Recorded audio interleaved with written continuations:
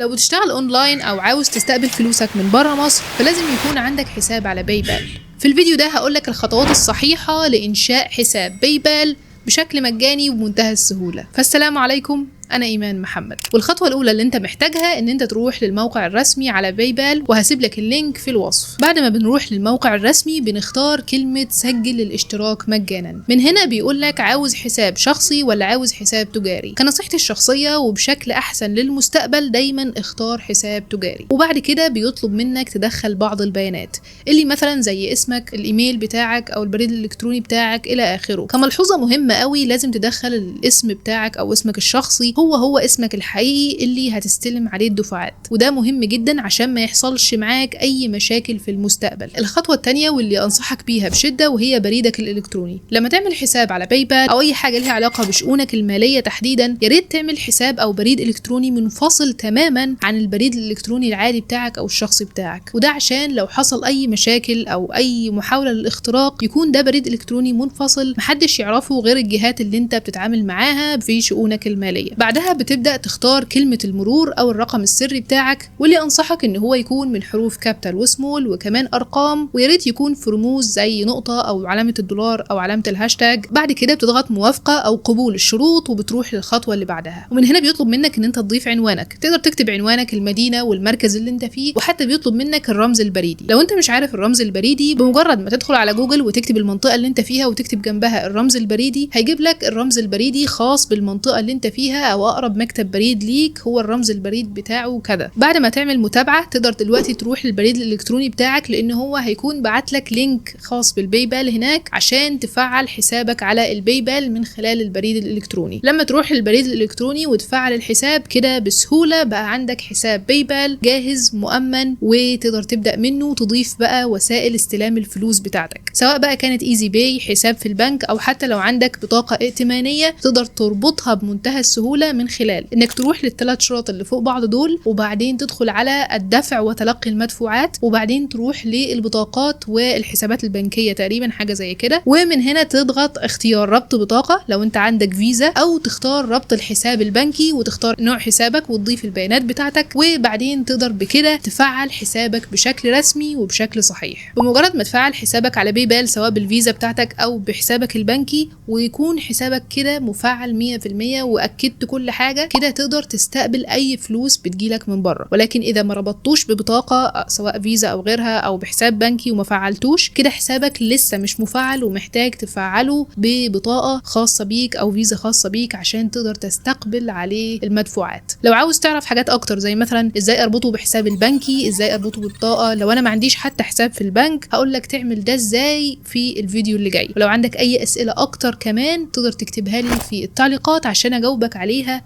الفتره اللي جايه.